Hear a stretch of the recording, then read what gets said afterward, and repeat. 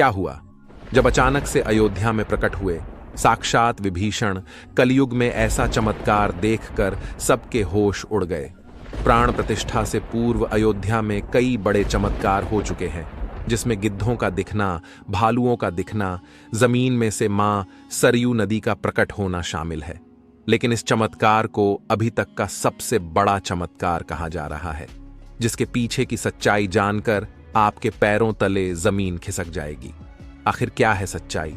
क्या सच में लंका के राजा विभीषण अपने मित्र राम लल्ला से मिलने पहुंचे हैं? क्या विभीषण आज भी जीवित है? ऐसे कई रहस्य से पर्दा उठेगा आज की इसी वीडियो में। शुरुआत करने से पहले अगर आप एक सच्चे सनातनी हैं और राम मंदिर बनने से बेहद खुश है तो इस वीडियो को लाइक करें और कमेंट बॉक्स में जय श्री राम जरूर लिखें। अयोध्या में राम मंदिर की प्राण प्रतिष्ठा की तैयारी जोर शोर से चल रही है। 22 जनवरी को राम लल्ला को गर्भगृह में स्थापित किया जाएगा।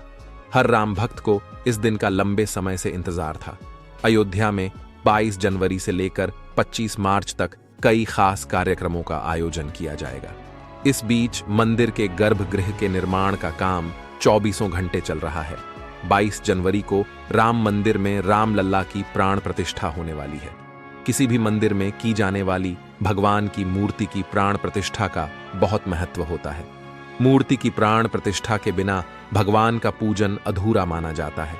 आगे वीडियो में जानते हैं कि प्राण प्रतिष्ठा क्या होती है और जानेंगे विभीषण कैसे राम मंदिर में प्रकट हुए।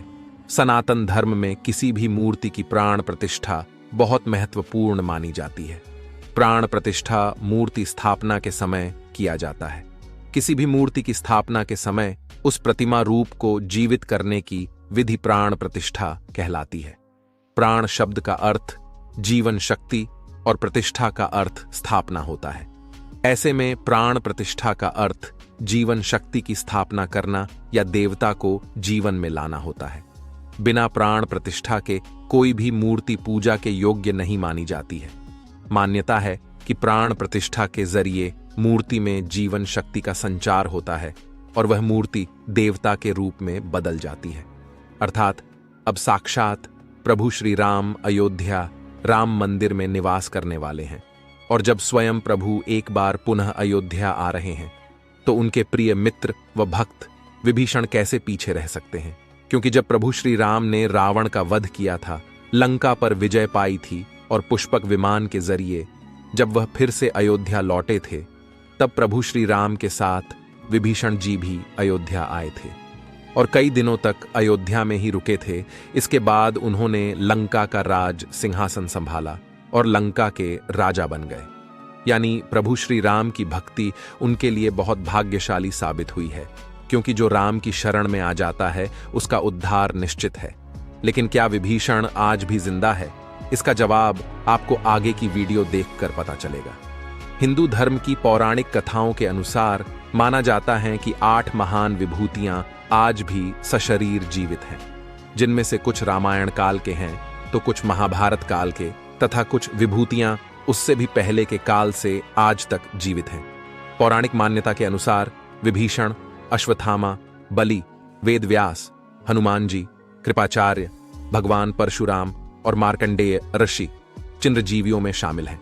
चिरंजीवी का अर्थ होता है जो सृष्टि के अंत तक जीवित रहे और जिसकी उम्र भी ना बढ़े, और विभीषण भी इन्हीं चिरंजीवियों में से एक है जो आज भी इस धरती पर मौजूद है और अनंत काल तक जीवित रहेंगे। लेकिन यह वरदान आखिर उन्हें किसने दिया, ये बड़ा जानने का विषय है। भगवान राम के अनन्य भक्त विभीषण बाल्यकाल से ही धर्मपरायण रहे। वह अपने बड़े भाई रावण के धर्म विरुद्ध कार्यों का विरोध भी करते थे। उन्होंने लंका युद्ध में भी धर्म का पालन करते हुए भगवान राम का साथ दिया। इसलिए प्रभु श्री राम ने उन्हें सृष्टि के अंत तक अजर अमर रहने का वरदान दिया।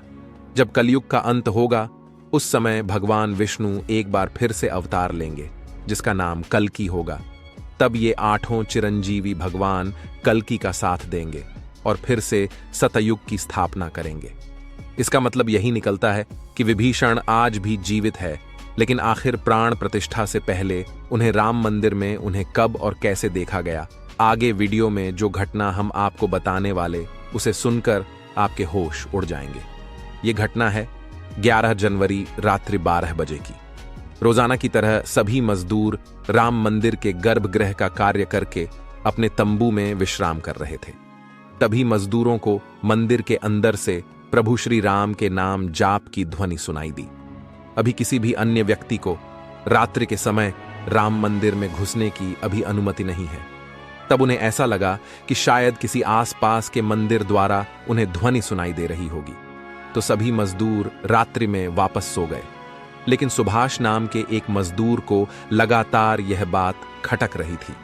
उसे वह आवाज राम मंदिर से ही आती प्रतीत हो रही थी, तो उसके मन में जानने की उत्सुकता हुई। आखिर इतनी रात्रि को राम मंदिर के अंदर राम नाम का जाप कौन कर रहा है? उसने अपने साथियों को उठाना चाहा, लेकिन सभी गहरी नींद में थे। तब सुभाष अकेले ही राम मंदिर परिसर में पहुंचा। वे काफी महीनों से राम मंदिर के निर्माण कार्य का हिस्सा था। उसे राम मंदिर का एक एक दरवाजा, एक एक कोना अच्छी तरह से पता था। जब उसने राम मंदिर के गर्भगृह में झांक कर देखा तो वहां पर एक बहुत ही दिव्य पुरुष, जिनके अंदर से काफी तेज प्रकट हो रहा था। वे अपने हाथों में माला लिए राम नाम का जाप कर रहे थे। ऐसा लग रहा था मानो वे काफी दिव्य पुरुष हों और किसी पौराणिक समय से आए हों। उनके बैठने का तरीका और उनका अंदाज राजाओं की तरह मालूम पड़ रहा था। सुभाष ये नजारा देखकर दंग रह गया। इसके बाद सुरेश अपने साथी मजदूरों के पास गया और उन्हें यह सारी सच्चाई बताई। और जब सब मिलकर राम मंदिर गर्भगृह तक पहुंचे तो सभी के होश उड़ गए, क्योंकि वह दिव्य व्यक्ति वहां से गायब हो चुके थे। चूंकि रात्रि का समय चल रहा था तो सभी लोग सुभाष की बातों को भ्रम समझ रहे थे और कोई भी उसकी बात को मानने को तैयार नहीं था। लेकिन सुभाष जानता था उसने जो देखा है वह बहुत बड़ा चमत्कार है। लेकिन उसके मन में एक ही सवाल था कि रात्रि 12 बजे राम मंदिर में राम नाम का जाप करते हैं वह दिव्य पुरुष आखिर थे कौन? क्योंकि आज के समय में किसी भी पुरुष के अंदर इतना तेज नहीं हो सकता। उनका संबंध पौराणिक काल से ही हो सकता है। और अगर रामायण काल की बात करें तो 2 ही शख्सियत है जिनके होने का दावा आज भी कलयुग में कहा जाता है। पहले है हनुमान जी और दूसरे हैं विभीषण। तो पूरी संभावना यही है कि सुभाष ने राम मंदिर में रात्रि के समय जिस महापुरुष को देखा था वह राजा विभीषण हो सकते हैं, क्योंकि वह आज भी धरती पर जीवित है और 8 चिरंजीवियों में से एक है। ऐसे दिव्य मौके पर राम मंदिर में कई चमत्कार लगातार हो रहे हैं। जहां कहीं दिव्य शक्तियां भी राम भगवान के स्वागत के लिए अयोध्या आ पहुंची है। राम मंदिर के उद्घाटन की तैयारी अब अंतिम चरण में है। इस बीच एक ओर जहां श्री राम जन्मभूमि तीर्थ क्षेत्र ट्रस्ट लगातार तैयारी की जानकारी साझा कर रहा है, वहीं राम मंदिर के इस महायज्ञ में देश का हर राम भक्त अपनी आहुति अर्पित कर रहा है। आने वाली 22 तारीख के मौके पर कई संत, महात्मा और जिन भक्तों ने राम मंदिर के लिए संघर्ष किया वो सभी अयोध्या पहुंचेंगे। न केवल 22 जनवरी को बल्कि 12 जनवरी से ही मेहमानों का अयोध्या जाने का सिलसिला शुरू हो जाएगा। रामनगरी में 11,000 से ज्यादा वीआईपी मेहमानों के स्वागत की तैयारी की जा रही है। एक समय था जब यहीं अयोध्या में रामलला टेंट में विराजमान थे। आज पक्का घर सिर्फ रामलला को ही नहीं बल्कि पक्का घर देश के 4 करोड़ गरीबों को भी मिला है। रामायण के समय में अयोध्या को स्वर्ग कहा जाता था। देवता इस स्वर्णिम नगरी कहते थे, क्योंकि यह नगर चारों तरफ से हर प्रकार की सुविधा से युक्त था।